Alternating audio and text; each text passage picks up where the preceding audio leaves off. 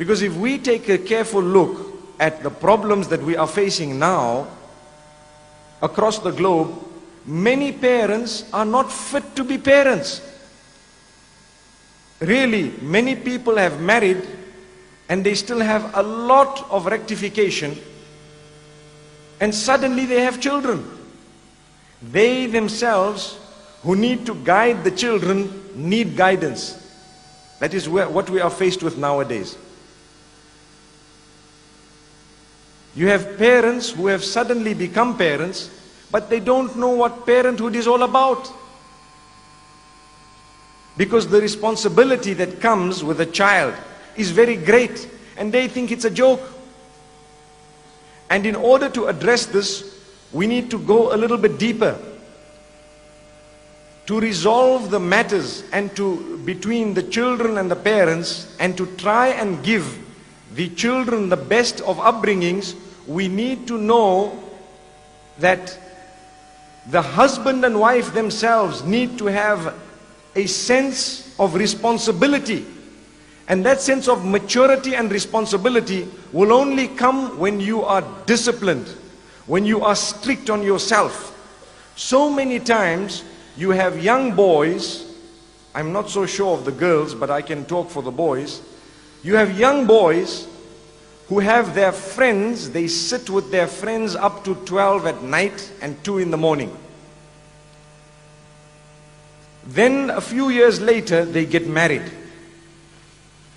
And when they get married, they still find themselves making the same time for their friends.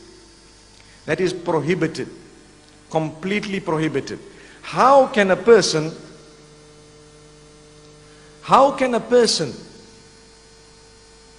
who has now taken somebody's daughter still give preference to his friends over his own wife? And this is a sickness that many people are guilty of. The time that you spend with your spouse is an act of worship in Islam. The time that you spend with your family members is an act of worship in Islam. So many people give preference to their businesses over their family members. Many people just sit and give preference to a newspaper over their family members. It's a fact.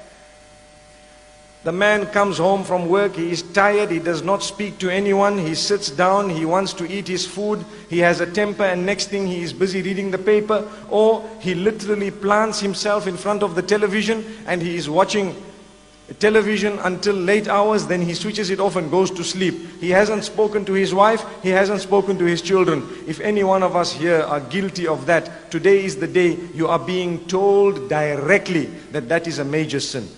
Major sin. How can you give preference to a television over real people? Real people. Another problem is also the internet. Many people give preference to the internet and spend hours every day until 2 and 3 in the morning laughing and joking with a screen. If you want them to laugh, really, you've got to put a screen in front of them. They will see what is known as emoticons. You know what is an emoticon? Those small little faces that you have on the screen. Small cartoon style faces. They look at someone who sent them an emoticon and they laugh. But if you talk to them, they will look at you and say, "Hey, I'm busy." And I want to give you an example of a very good friend of mine, one of my best friends. Very, very highly educated. And he was so intelligent, he had 13 A's at O level and 4 A's at A level. He was given a scholarship at the University of Oxford. Some years later, I met him. I told him, tell me, what has Allah done with you? Meaning, what has happened in your life? He tells me, "Brother, I gave up the internet." I said, "That doesn't make sense." I asked him about himself and he's just telling me, "I gave up the internet." So I said, "What do you mean?" He said, "That is the biggest single achievement of my life." And I was confused. This was a few years back, when the internet was still something new. Now he told me he became a doctor. He actually became a psychiatrist later. He specialized. He told me, you know what happened to me? I was married and I was addicted to the internet. And I was sitting with the internet every day, every single day for 6 to 7 hours. And I became a person whose social life was the net. All my friends were on the internet. All the people I spoke to were on the internet. I ate, and mostly I even asked for the plate of food to come in front of the screen. So I would eat whilst I'm busy typing, whilst I'm busy looking, and so on.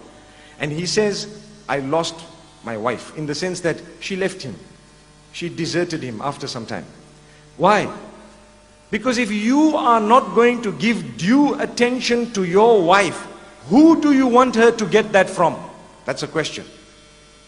Many people are guilty of not spending lighter moments even with their own wives. Where do they want that wife to go and get that from? It is true, and we need to talk about it, because so many women are suffering in silence. It's a fact of life. They are too embarrassed to mention what is going on. And that is the beginning of the problem. Imagine the children that come out of such a relationship. What warped upbringing will they have? What type of a relation will there be between parent and child when the parent-parent relation is non-existent? So many people are guilty of not understanding that they have taken someone's daughter with the name of Allah. When we are officiating a nikah, you and I know that there are certain verses that are read. I'm sure you all know those verses. All of those verses have the consciousness of Allah mentioned in them. And I feel, and let's listen to this very carefully, that the most important verse is the third verse that is read. يا أيها الذين آمنوا اتقوا الله وقولوا قولا سديدا.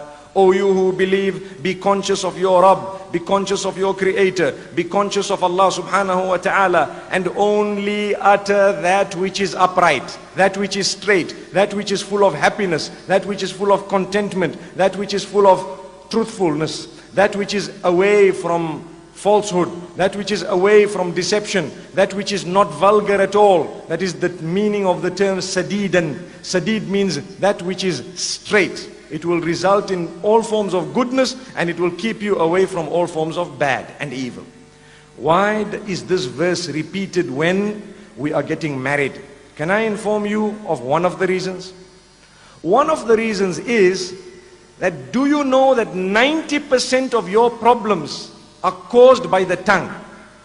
90% of any human being's problems are caused by the tongue. So Allah is saying, watch out. Be careful how you use that tongue of yours, especially in marriage. The question I have, how many of us utter words to make our spouses feel good? How many of us utter words to put a smile on the faces of our spouses on a daily basis? I think a lot of us are guilty of never doing that, or doing it very little. Every single day, it would be an act of worship for myself and yourselves to say a few words to make your spouse smile, both male and female. An act of worship. If we don't do that, we will have a hollow society. Outwardly, everything seems to be okay. Inside, nothing is okay. And people are suffering in silence. Why do we need people to suffer in silence? We don't. No one needs to suffer.